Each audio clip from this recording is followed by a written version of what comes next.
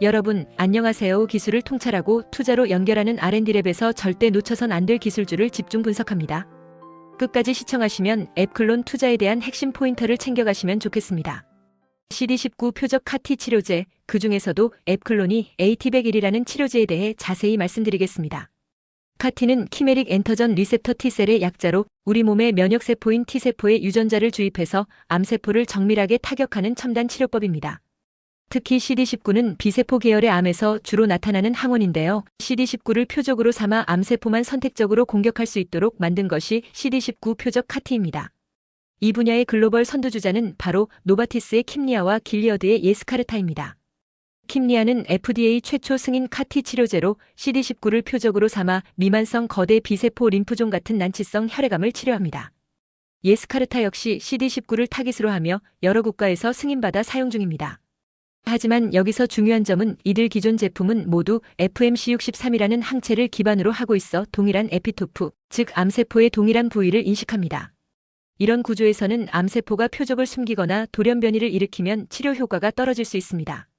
반면 앱클론의 AT101은 H1218이라는 새로운 인간화 항체를 기반으로 개발되었고 기존 치료제와는 다른 에피토프, 즉 암세포의 다른 부위에 결합하도록 설계되었습니다.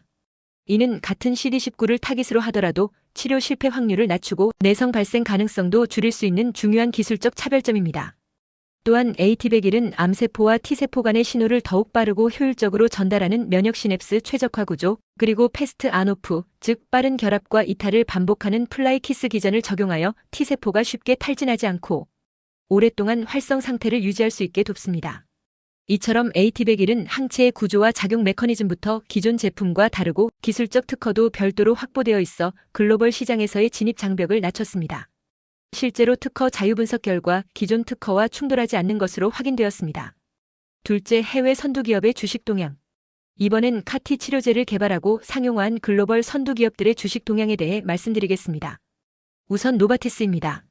노바티스는 킴리아를 통해 카티 치료제 시장을 개척한 기업으로 킴리아는 미국 FDA와 유럽 EMA 양쪽 모두에서 승인을 받았습니다. 2023년 기준으로 카티 관련 매출은 5억 달러를 넘었고 다양한 신규 적응증 확장을 통해 매출 증가세를 이어가고 있습니다. 최근 노바티스의 주가는 킴리아 매출과 카티 라인업 확장 소식에 따라 점진적으로 상승 중입니다. 다음은 길리어드입니다. 길리어드는 자회사인 카이트 파머를 통해 예스카르타와 테카르투스 같은 카티 치료제를 보유하고 있습니다. 이들 제품은 림프종과 백혈병에 대한 적응증으로 미국, 유럽, 아시아 여러 국가에서 승인받았고 매출 규모도 빠르게 증가하고 있습니다. 길리어드는 카티 외에도 면역 항암제 및 항바이러스제 분야에서 확고한 입지를 갖고 있어 종합적인 면역 치료제 기업으로 평가받고 있습니다. BMS는 브레안지라는 카티 치료제를 통해 림프종 시장에 도전하고 있습니다. BMS는 카티 외에도 면역 관문 억제제, 옵디보 등을 보유하고 있으며 다각적인 면역 치료제 전략으로 시장을 공략하고 있습니다. 이런 글로벌 기업들과 비교해 볼 때 앱클론은 아직 매출 규모나 시장 점유율 측면에서는 작지만 AT101이 임상 이상에서 긍정적인 결과를 도출하고 이후 글로벌 기술 이전이 성공적으로 이루어진다면 앱클론의 기업 가치와 주가는 단기적으로 큰 상승 모멘텀을 가질 수 있습니다. 셋째, 국내외 대학의 연구 동향. CD19 카티 치료제와 관련된 대학 및 연구기관들의 연구도 매우 활발하게 진행되고 있습니다. 미국에서는 NIH, 메모리얼 슬로온 캐터링 암센터 등에서 새로운 항체 개발과 함께 카티 세포의 내성 극복 전략 그리고 고형암에도 적용 가능한 카티 플랫폼 연구를 진행 중입니다. 유럽에서는 영국의 UCL, 독일의 하이델베르크 대학 등이 카티 세포의 특성 최적화, 지속 가능성 향상, 생산 공정 자동화 등 다양한 측면에서 연구를 주도하고 있습니다. 국내에서도 많은 대학과 병원이 카티 관련 연구에 적극적입니다.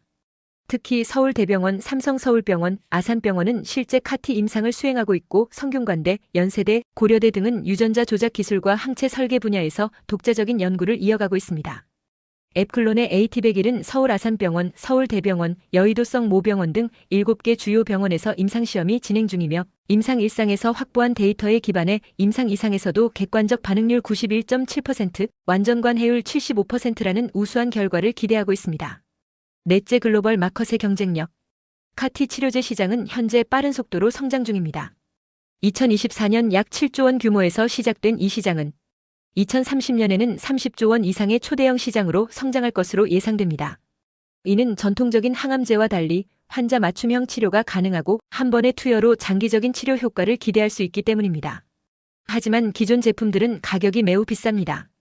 예를 들어 킴리아의 가격은 환자 1인당 약 3.6억 원에 달하며 건강보험이 적용되지 않으면 환자 부담이 큽니다.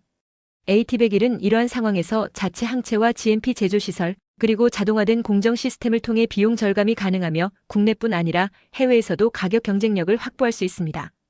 또한 FTO 분석을 통해 특허 침해 리스크가 없는 것으로 검증되었고 글로벌 제약사의 기술 이전도 가능하다는 점에서 경쟁력이 큽니다.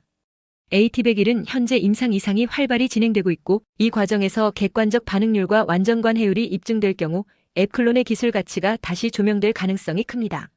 단기적으로는 임상 이상 중간 결과 발표 시점의 주가 반등이 기대되고 있으며 품목허가 신청 및 신속심사 대상 지정 등의 뉴스가 있다면 투자자 관심이 집중될 것입니다.